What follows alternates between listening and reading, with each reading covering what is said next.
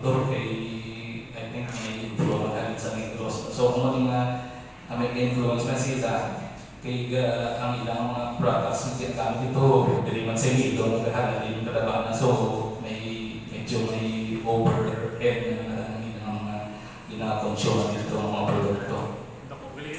Patong gali sir. Oo, so most probably ito ako na as mentioned na may RD pa ako na last time na na-studio namin sa mga GRDP no, mga habang sa focal person.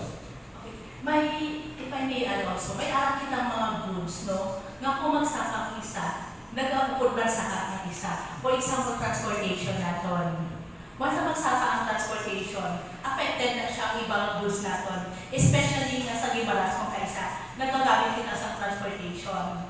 So kung magsaka ang transportation, may mga goods na food man siya nagasaka. Kaya nga, nag-spend lang sila for the transportation. And then, ang kinahimo nila, ginasakaan man nila ang presyo sa ilang pamalaan to cover up ang increase man sa ilang increase ng ibang goods and services man natin. So, marahil or maybe amo siya mga reasons sa pagsaka. And then, dahil mga factors na nagpalibot sa pagsaka sa presyo. So, pwede ang demand man or the supply side. And then, the availability of goods and services sa isang area. Tama ito, ginhamal ni Sir Big Sabina. Ang apektos ang paglubog sa vulkan sa dito sa Negros Occidental, no? Subong hindi pa natin mararamdaman. Pero sa sumunod sila, mapatyagan na natin siya. Kaya subong ang need natin dito. So, it's like shocks na siya eh. Nagulpi lubog sa vulkan. Gulpi bagyo, gulpi. So, nag-iba ang needs ng tao. Nag-iba ang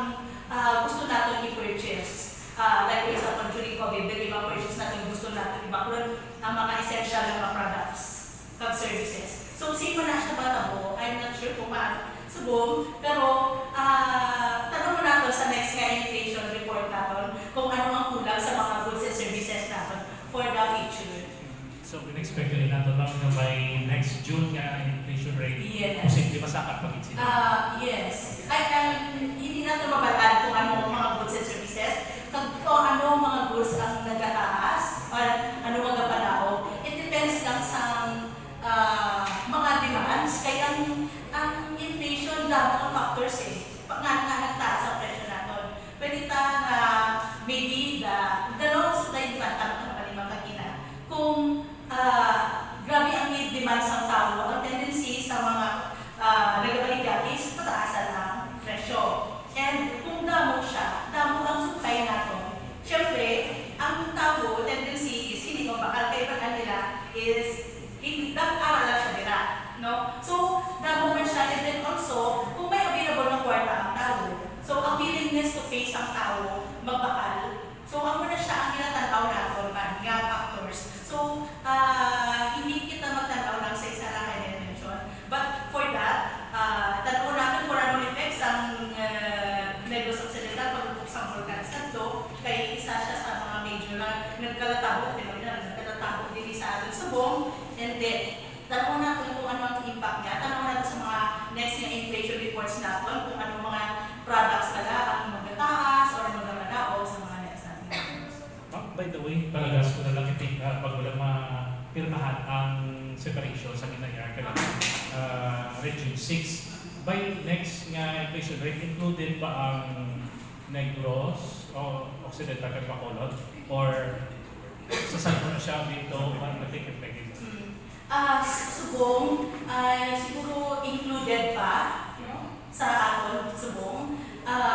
Bali, isunod na mo siya. Ang mayutali kung may may inflation rate na report naman, ang Negros Occidental, para makita, mahimay natin man.